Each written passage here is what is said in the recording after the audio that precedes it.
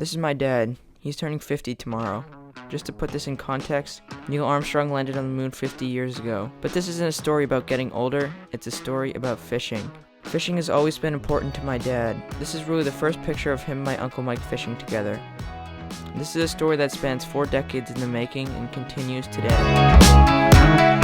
My dad grew up fishing on the Weymouth Reservoir. Along with his buddies and his brother, they would fish there almost every day in the summer and spring. Their father, who I call Papa, had a boat. They would go fishing out in Boston Harbor for stripers, but all they could ever really catch were flounder. Fast forward to senior year of high school. My dad had only one thing on his mind. It's 1987, and all he wanted to do was to play lacrosse at UMass Amherst. He had started playing his junior year of high school, and come senior year, he wanted to play lacrosse with the Minutemen. He didn't know about recruitment, so instead, he tried to walk on at tryouts. And he did. He made the team, and that's where he first heard about Martha's Vineyard. Martha's Vineyard was something of a legend to my dad. He'd heard the stories, but had no idea where to go or how he could stay down there. Then he met Matt Germino, who was on the club team at UMass. Matt had stayed down on the vineyard and knew what to do and where to stay. That summer, my dad worked at the Weymouth cement factory.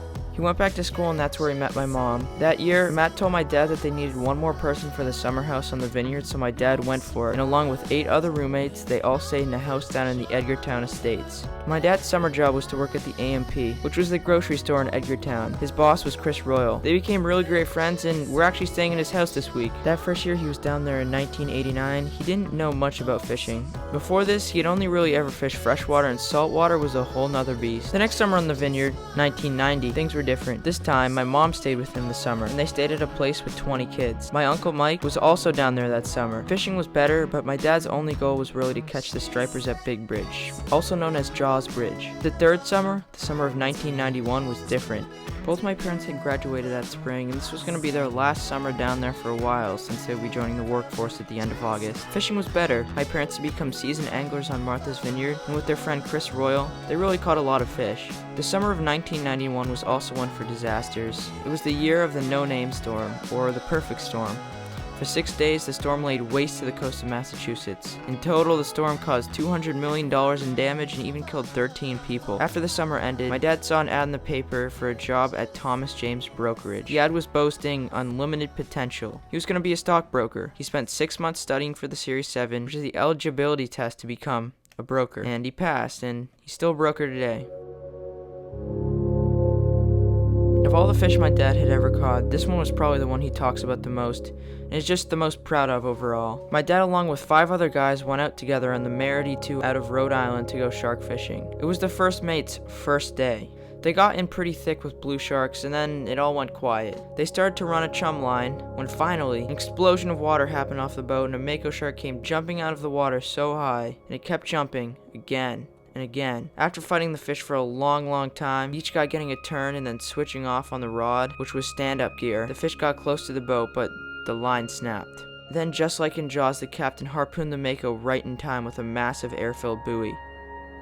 Then it was gone. The buoy and the shark had totally disappeared, and they waited, until finally, 200 yards away, the buoy resurfaced. The captain drove over to it as quickly as he could, and then the captain grabbed the buoy and hand-lined it in with no glove until the shark was at the boat. The captain's hands had been completely shredded and bloody. He then grabbed a tiny gun that was just the barrel. He took 3 whole shots right into the mako's head, and the fish wasn't affected the slightest. They dragged it for an hour before the thing was finally killed. They brought it in, and it weighed 718 pounds, the Rhode Island state record. From 1995 to 2003, both my parents weren't really focused on fishing. They focused on their careers and making money, but they did go down to the vineyard for the fishing derby almost every fall. To say that tuna make you crazy is an understatement. 1,000 pounds of fighting fish. My dad had fished tuna down in the vineyard for years, but they were small tuna, under 10 pounds. But then, we bought a house in PEI, and that all changed. PEI stands for Prince Edward Island, and it's an island in Canada. We own a cottage. It's actually right there.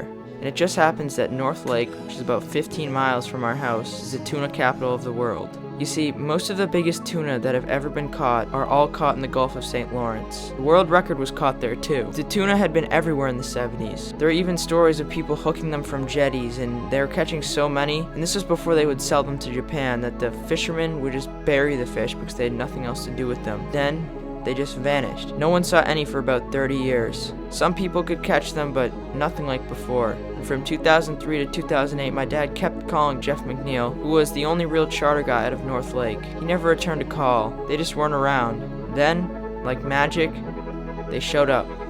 And well, the rest is history.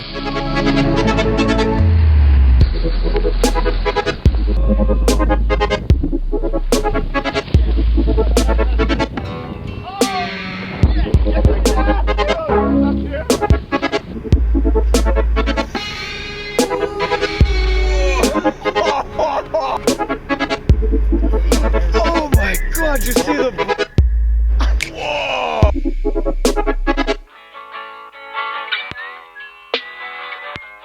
Fishing has always been important to my dad, and that's true now more than ever, especially with this new YouTube channel that I started in this fall. Dad, have the best day ever. Love, Ronan.